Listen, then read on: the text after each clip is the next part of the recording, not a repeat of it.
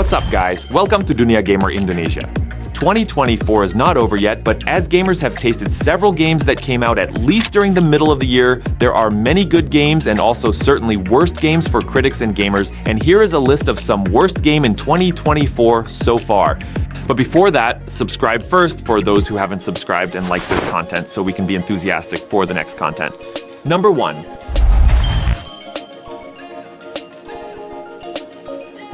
After playing Suicide Squad, kill the Justice League for a few minutes, it's tough to believe and tougher to accept. This live service shooter was put together by the same company behind the god-tier Batman Arkham Saga. Rather than trying to recapture the magic of the original series, it feels like Rocksteady copied the current trend, Fortnite, and slathered everything about it on this DC property. Suicide Squad, Kill the Justice League is a perfect example of how bad gameplay can kill an IP, regardless of how good every other aspect is. Although the graphics, voice acting, and concept are superb, the uncreative missions, sluggish skill progression, repetitive gunplay, and tired combat render this unsalvageable, no matter how many patches are thrown at it. The title Suicide Squad is quite fitting, since this omni-shambles may spell the end for this once unstoppable franchise for good. Number 2.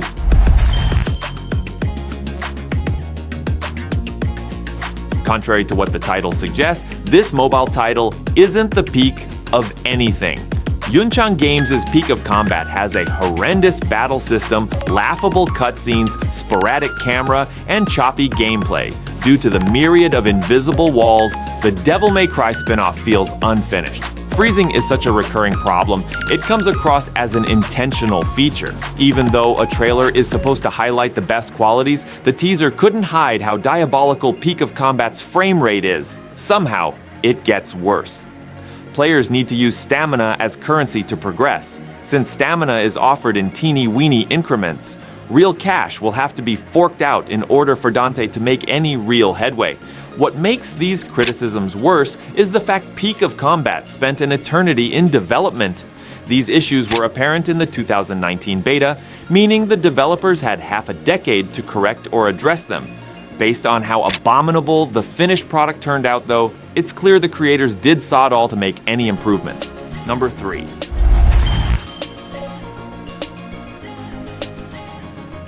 With the long-awaited Silent Hill 2 remake still in development, the fanbase will have to make do with the latest spin-off, The Short Message.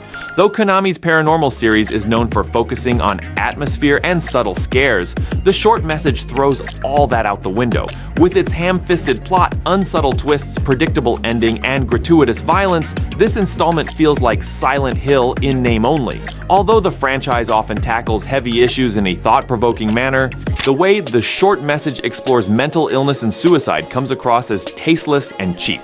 Furthermore, the gameplay is unbearably shallow. Most of the campaign involves meandering around mindlessly or taking part in infuriating chases.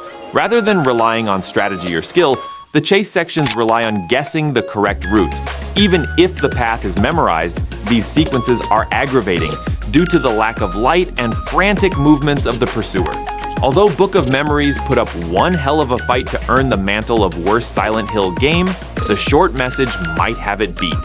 On the plus side, at least this debacle is free. Number 4.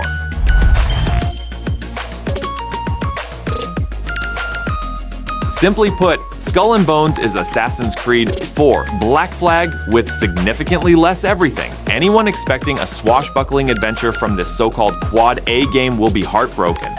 Ubisoft's naval warfaring title contains nothing that makes pirate games fun. There's no swimming or exploring the depths of the ocean.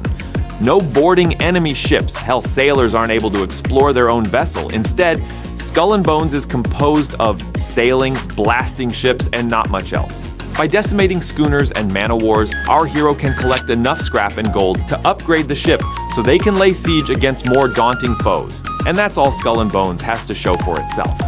What's worse is the process of gathering enough material and money to upgrade the ship effectively is painfully slow and laborious. Although the protagonist can explore islands for buried treasure, there's no sense of urgency or excitement since these areas are bereft of enemies. So, when players aren't taking part in mundane battles, they're scurrying around islands that offer zero challenge. Considering Skull and Bones was in development for 10 years, it's baffling to understand what Ubisoft was working on if this was the end result. Number 5.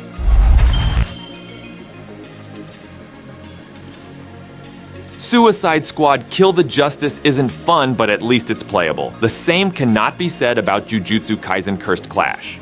Based on the beloved anime and manga of the same name, Biking and Gem Drops should have done everything in their power to ensure this fighting title maintained the high standards of the source material.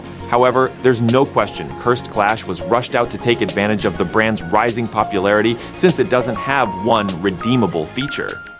The netcode is atrocious, the character roster is pathetically small, and the battle arenas are empty and uninteresting. The plot in the main campaign is told through stationary images, which is accompanied by muffled voice acting. When players aren't watching this basic slideshow, they're taking part in uninspiring battles. Since almost every opponent can be vanquished through button mashing, there's no need to master the combat system. On top of that, the battles have little variety. After taking part in the same dreadful brawls dozens of times in a row, it's hard not to call it a day. For these reasons, Cursed Clash isn't just the worst game of 2024 thus far, but among the most tedious fighting games ever. So those are some of the lists of worst games so far in 2024. What do you think? Write the comments below. Please like, comment, and subscribe Dunia Gamer Indonesia, and see you in the next content. Bye bye.